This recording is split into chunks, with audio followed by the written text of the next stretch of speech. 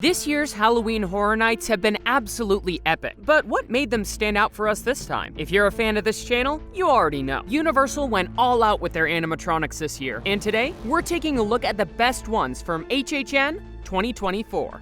Get ready for a terrifying ride. Monstros II, the nightmares of Latin America. Let's begin with Monstros II. This house is a sequel of 2023's house with the same name, and it made total sense that they would create a sequel after the first one won House of the Year at the end of the season. This new house, like the one before, features several infamous monsters from Latin American myths and legends. Last year's house featured Tlahupuchi, La Lechuza, and El Cibon. And for this year's monsters, we have the soul-stealing rider, El Charro, the supernatural dog-like spirit, El Cadejo, who roams quiet roads at night in search of prey, and the child-eating boogeyman, El Cucuy. And if you're wondering where La Llorona is, well, she had her own terrifying house back in 2022, which had one of the most horrifying animatronic props we have ever seen at Halloween Horror Nights. Thankfully for us, this year Universal decided to use even more animatronics for their houses, and we can find several in this particular one. The reason why they are in the last spot is not because they are not great, but because we had to pick ones for the last spot. Before we begin talking about the animatronics, we want to do a special shout out to La Muerte, who welcomes us to the house and warns us of the dangers that we're about to encounter inside. When we first encounter El Charro, this area is fantastic, and we love the scare actors portraying this character, but there are no animatronics or animated props here. Next, we encounter El Cadejo, and all his appearances are made with animated props. He appears 3 times in this area as a pretty scary and creepy puppet with red eyes that jumps out to scare us from his layers. His glowing red eyes and huge jaws are enough to terrify any unsuspecting guest who wander these halls. After this, we arrive to El Cucuy's area. This monster is pretty scary, and its design is fantastic. We see him appear several times with fantastic scare actors and even a prop in the ceiling looking down at us. But the main scare of this area, and probably all of the house, is the huge animated Cucuy at the end. We see El Cucuy in his lair, with big glowing red eyes and a huge drooling mouth containing children's heads. You can see his hands posed in the edges of his lair, as if he were pushing out of it. A pretty cool prop, and such a scary one too. These houses are fantastic, and according to John Murdy, if this house is a success, like the one before it, we would like to see a Monstros III house in the future. Hopefully, we'll get to see more Latin American monsters in the following years. The Weeknd. Nightmare Trilogy. This year, The Weeknd returned for his second themed house at Halloween Horror Night, after the first one back in 2022 with the After Hours house. And actually, the After Hours house made us love many of The Weeknd's songs because now we listen to them during spooky season. But we're not huge fans, so we don't know the lore behind these houses and the albums. Still, once again, this house was able to surprise us with some fantastic theming. This new house, named The Weeknd Nightmare Trilogy, is based on his 2020 hit album, After Hours, his 2022 album, Dawn FM, and his new upcoming album, Hurry Up Tomorrow. And it has some of the coolest visuals in all of the houses. The facade is spectacular, and while the house has many dark hallways in between scenes, the actual scenes make up for it. Now, we won't go through each one of the scenes that you can find in this house because we want to focus on the animatronics that we find here. During the experience, we get to see the Weeknd in several forms. We have Old Man Weeknd, the After Hours Weeknd, the Dawn FM Weeknd, and more. But we'll be focusing on Baby Weeknd. This character shows up 4 times during the attraction, and of course, it's a pretty cool animatronic. We see him first in the room made up of dollar bills, which features an insane The Weeknd with bulging eyes and a gas tank on a chair. Behind the scare actor, we see a mirror which suddenly lights up, showing us the first Baby Weeknd animatronic. We can see the animatronic holding what appears to be a flip phone, with glowing eyes and moving around.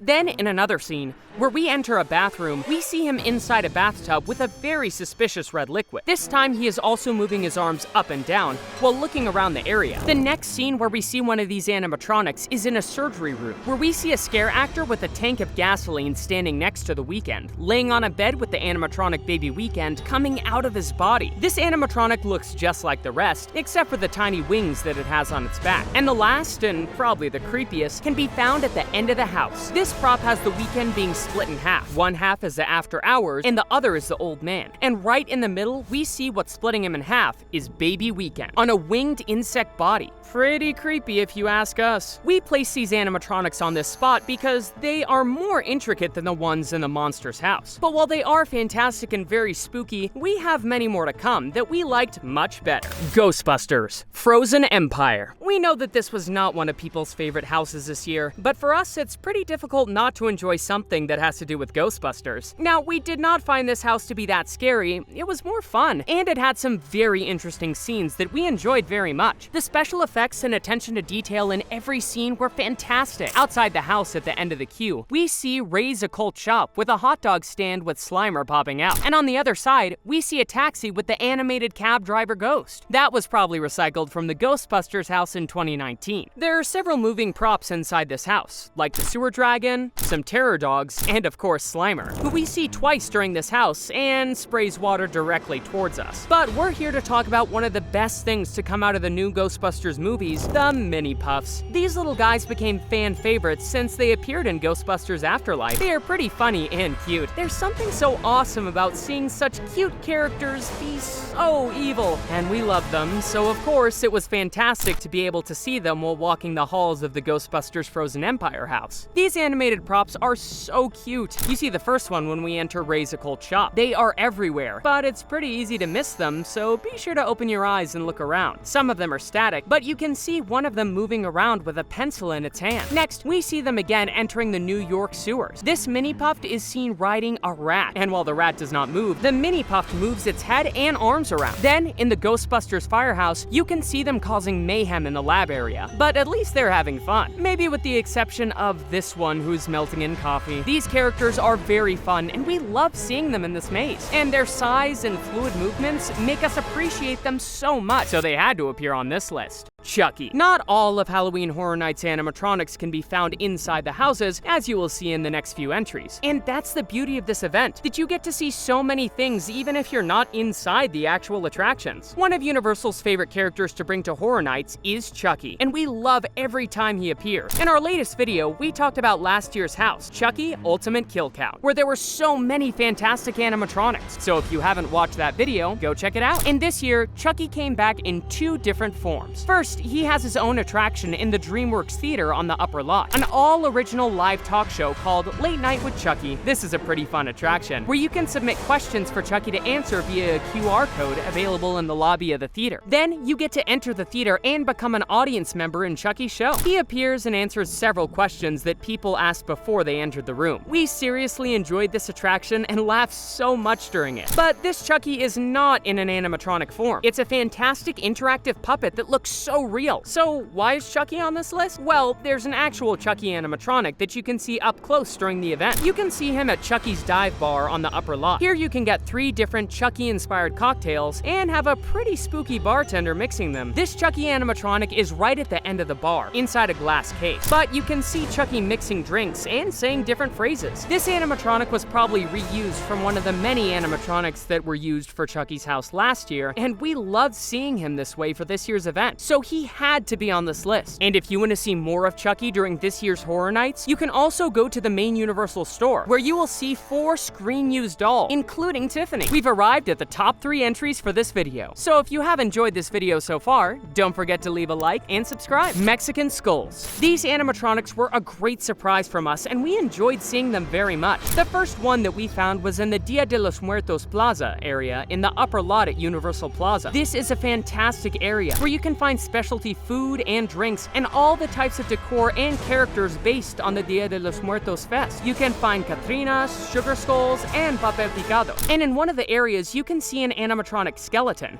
sitting next to an ofrenda. This animatronic talks and tells the legend of La Santa Muerte in Spanish. We love seeing this animatronic out in the open and talking about traditional Mexican legends. The other animatronic skeletons that you can find here are in our favorite scare zone from this year's Halloween Horror Nights, the Luchadores Monstros zone. This area is based on Mexican horror cinema of the 60s and 70s, but with a twist. Some of these monsters are loosely based on the Universal classic monsters. So in this area, you are caught in the middle of a lucha libre vertebrae horror film, where two luchadores are going to the mat against a horde of masked monsters. A very cool detail about these monsters' costumes are that they were sourced from Mexico from the actual people who make these masks and wrestling attires, keeping the authenticity of the costumes. But we're going off topic. In this scare zone, we find two animatronic skulls. The first one is seen in a booth, where he is selling tickets for the show. He is surrounded by masks and has some posters behind him. He also lets guests know all of the info from the fights that are going to take place in the show. The skull speaks in both English and Spanish, and it is fantastic to see. The other skeleton is also in a booth, but this one is selling snacks and drinks and also luchador masks. But be careful if you stay too long watching the show, because a luchador can spot you and appear suddenly to give you quite a scare. We may be biased, but we love these animatronics in scare zones, and that's why they are number 3 on our list. A Quiet Place. We're now back at the houses with this entry, and saying that we lost our minds when we walked through this house and saw all of the animatronics is a huge understatement. A Quiet Place is one of the best horror franchises to come out in the past few years, so it is surprising that it has never had a Horror Nights house before. But this year, Universal decided to bring it to the event, and focused it mainly on the first 2 films. This is a very interesting house because it has lots of firsts. For example, it is the first one to apply the use of sign language in both the cue explanation and inside the house with the scare actors. It also has some fantastic trigger effects that are cause and effect sensors. So if you were to cross a specific beam, it triggers something to happen in the rooms and causes the creatures to come to life. So in a way, it translates to the idea of having to be quiet and careful not to be heard by the monsters. But let's be honest, we wanted to see them, so of course we want to trigger all of these effects. The sets are fantastic. They are so immersive and really make you feel like you are stepping into this film. And while there are not many jump scares, this is a fantastic house for so many reasons, but mainly because of the Death Angels. These creatures are terrifying in the film, and Universal brought them to life in the Quiet Place house in the form of 10 puppets and animatronics. These creatures are made by McGee FX, who work with Universal very frequently, and they are seriously detailed and screen-worthy. In the maze, you will find 6 Death Angel puppets and 4 full animatronics, each one better than the last. We're going to show you all of them, and see in the comments if you can recognize which of them are puppets and which are animatronics. The first Death Angel appears just before we enter the Abbott farm, when we're finishing the woods area. Here we see the creature's torso and head coming at us. The second one can be found just after we enter the farm. The difference with this one is that we can see it has armor plates lifted, and all of the ears it has in its head are exposed. Next, we find ourselves in the cellar, where a full-bodied Death Angel creepily lunges at us while a telephone is ringing. This is the one that we found to be the most impressive because of how close you get to it. The size and detail is also fantastic. Moving on. In the next scene near some crops, we get to see another creature coming out of a steel container, coming right at us from a higher place. Then, right before we enter the next big scene, we have a quick surprise attack by this Death Angel that appears behind a fence. Now, this is where things begin to go even scarier. In this scene, we see the Abbott baby in his crib, and hovering over him is a huge full-bodied creature, looking at the baby and then lunging towards the people walking by. This is honestly a fantastic scene. The ambiance with the candles and the huge monster standing so close to the baby is so creepy. But there is one more factor that makes this scene much scarier.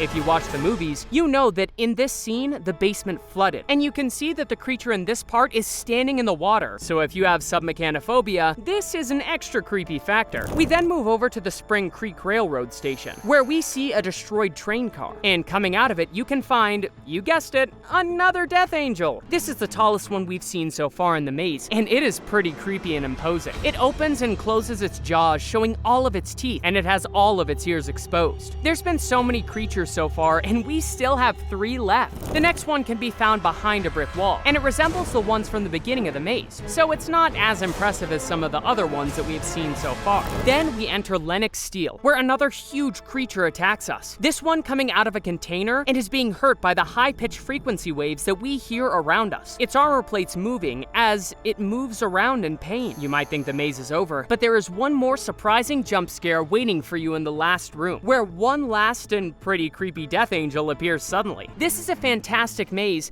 and the sheer number of impressive animatronics makes it have the second spot on our list. Baby Crow. After seeing the fantastic animatronics from the Quiet Place house, you might wonder, why is there another one higher on this list? And well, we might be a little biased here once more because it's a bird animatronic. So of course, we love anything that even remotely resembles Walt, and someone started the rumor that this animatronic is actually related to Walt, his cousin cousin from the dark side of the family tree. Alright, we started the rumor, but it makes a bit of sense, doesn't it? But in all seriousness, the Murder of Crows scare zone at Horror Nights is fantastic. It's full of giant crows attacking guests from every angle. We have the whole murder in this area, which includes Edgar Allan Crow, Father Crow, Punk Crow, and Mama Crow. But the star of the show is Baby Crow. The area was also created by McGee-FX, who did an amazing job once more, and the animatronic Baby Crow is to die for. The centerpiece of this area is a massive crow's nest, and when you get closer, you get to see Baby Crow up close. It has fantastic fluid movements that are so realistic. It even has glowing red eyes, and its nest is decorated with skulls, giving it an extra creepy touch. Above the nest, in neon letters, you can see the name of the zone, which adds so much to the already cool aesthetic. There's also a scarecrow victim nearby, probably one of the unlucky souls who crossed paths with these crows. What's both cool and terrifying about this scene is that the little baby crow is probably waiting for the larger crows to bring it some fresh snacks, which are many of the careless visitors wandering throughout the zone. Luckily for us, we weren't on the menu since the baby crow recognized us, probably from a family dinner or two, and we also promised it the #1 spot on this list. What do you think of all these animatronics? Finally, we want to give a huge thanks to Universal for the invitation. We had an amazing time covering the 2024 Halloween Horror Nights. We'll see ya in the next video.